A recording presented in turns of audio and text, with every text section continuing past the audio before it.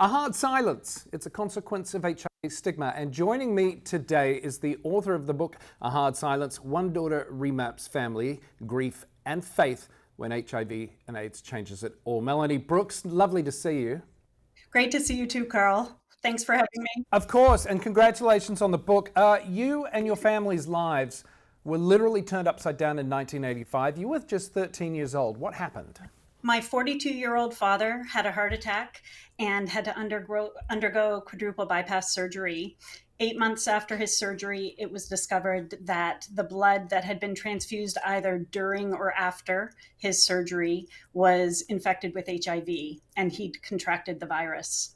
And your father's HIV status was kept a secret, not just from outside of your family, but within. You included initially. Why? Yes. Well, I was 13. My younger brother was 8 at the time. I had two older brothers who were 15 and 16. My parents sat down with them right away and told them, but they didn't tell me and they didn't tell my younger brother. I found out soon after. I write about it as being kind of this baffling hole, but I knew within days. I must have overheard something, but I don't remember the specific experience of finding out. But my younger brother didn't find out until 7 years later. And so it was something we were keeping within our family. And we were living in Canada at the time. And, the same stigma and misunderstanding and the early days of this epidemic were happening there. And Canada was talking about drastic measures of quarantining AIDS victims and their families. And so my dad, expecting to be dead within months, decided it would be a secret. He didn't think he would live for 10 more years. How did you interpret your parents' decision to initially not tell you and to keep it amongst themselves? I think because I was seeing, kind of the cultural response, I understood that there was risk involved, and I was young enough that I kind of believed what was told, I got it. Looking back on it now, I recognize that there were a lot of other factors at play in terms of, my dad's need to keep it a secret. I write very frankly about the fact that we were part of the evangelical Christian church. And as many people know, some of the loudest voices of intolerance and stigma were coming from that community. And so I know there was a lot of fear on my parents' side in terms of how that community would respond, what it would do to my dad's reputation. And so there was a lot of fear then. I didn't realize at the time that that was a big root of the secrecy, but I recognize it now. Yeah, it's interesting, when we sort of talk about our faith and our belief, and especially Christianity, where we're love thy neighbor and all of this. Right. But it seems conditional sometimes. You write in the book, actually, you say, from the moment the catastrophe of Dad's illness struck our family, I lost my certainty in God's goodness. My Christian faith told me that God was active in my life, that God loved me, that God wanted the very best for me. Then Dad got sick and Dad died. What's your relationship like now with your faith, and how did you get to the place where you're at? So it's complicated. It's still, I get asked that question a lot because I don't resolve it in the book, and it's still kind of unresolved in my life.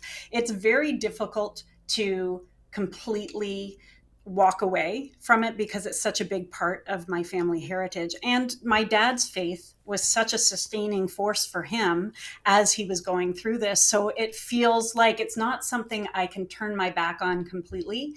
I certainly have my eyes wide open when it comes to, the institution of the church separated from personal faith. And that's been kind of a journey for me to make that separation and recognize that, the church as an institution has created a lot of the damage.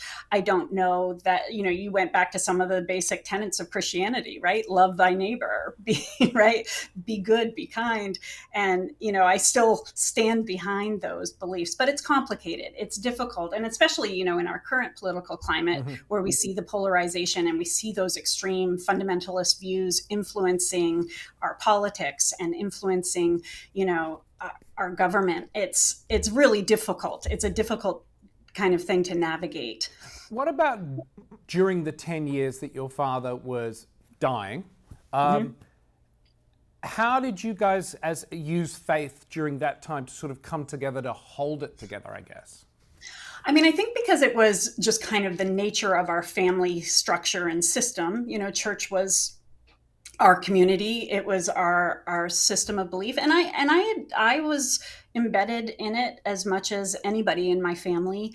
And, part of this story was that you're playing, I had to play this kind of persona for a good chunk of that 10-year period. You're showing something on the outside and kind of ignoring the emotional turmoil on the inside. And I think I did that a lot with my faith as well.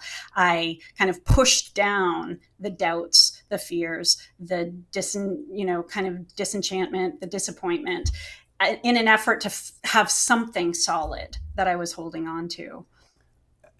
It's a bit of a loaded question, really. Mm-hmm. How did the stigma surrounding HIV impact your life? Well, I think, I wasn't impacted by it directly because people didn't know, right? And so I wasn't. But the internalized stigma is there, Right. Melanie. Well, exactly. And that's what I was going to say. I think I carried, because we kept this shrouded in secrecy and silence. And I've done a lot of research on kind of how shame and silence go together. I carried this shame about what was happening in our family without even understanding its roots or understanding. But I felt, it felt dangerous. It felt like something to be feared. It felt like if we had to keep it a secret, there must be something wrong with it. And so I internalized a lot of that, during that period of time. And I write in the book that my parents actually published a book the year that my dad died. And so he didn't die with the secret. And, me writing this book is not exposing his secret. That was already known by the time he died in 1995. But even after that, I was removed from the family at that point. I had gotten married and moved away. And so I wasn't there for kind of that reveal. And so for almost 20 years beyond that time period, I carried that silence because it felt like something I still wasn't allowed to talk about. Yeah, and it's interesting. You also write, you say, why was I so bent on remembering and documenting what everyone else seemed content to forget? Mm-hmm. This is after your father has passed away. Why couldn't I stop telling this story? Why couldn't I land in a resolved place with my faith, decide if God mattered to me or not, and move on? Have you found the answers to those questions? And if so, what are they? Well, I think, what I have come to understand is that when we're forced to carry something silently, when, our circumstances in my family were particularly unique, but, I think every family has family secrets. I think everybody has experienced suffering in silence in some way, and it creates kind of this barrier between you and other people. And it's really difficult to be authentic, and I think I was searching for authenticity. And kind of the guiding question that kind of led my writing of this book was, what happened to me when HIV happened to my dad? And it was trying to find that answer of who did I become? How did it shape me? How does it continue to shape me? Yes, it's a unique story, but one has to imagine a lot of families, a lot of people went through similar situations back at that time. People who received blood transfusions, right. How do you hope that in telling how you've processed it, how you've dealt with it, as you said, 20, 30 years beyond the fact, can Yes. help other people who were the children or the siblings or the best friends of somebody who did nothing wrong other than got a blood transfusion and ended up with this horrible disease that is still so stigmatized? Right. Well, I think, what stigma does is it isolates people. It leaves people feeling alone, feeling like they are the only ones. It was amazing for me to realize that our family was not the only one, and to also find points of identification. It's been really important for me in this journey to not identify my dad as a quote innocent victim, right? diseases don't discriminate, Right. and they don't have that power. And so in writing this book, I didn't want to kind of set my dad apart as being somebody who was less culpable, or, in the way that we define, how people contract this disease. And so that's been really important to me. But I think what I really wanted was for people to understand that they weren't alone, that this experience is so isolating, but when we start talking about it, when we start opening space with our own story, it opens space for other people. Melanie Brooks, thank you so much for your time. Thank you for the book. Lovely to connect with you. Great to connect with you too, Karl. Thanks for having me. That's what it's all about here at Plus Talk. We're all about turning positive into a plus. Check out the book. If you want more information, you can look at our website. We are at pluslifemedia.com. And remember to like, follow, and share across social media platforms at Plus Life Media. Until next time, be nice to one another. We'll see you soon. Bye-bye.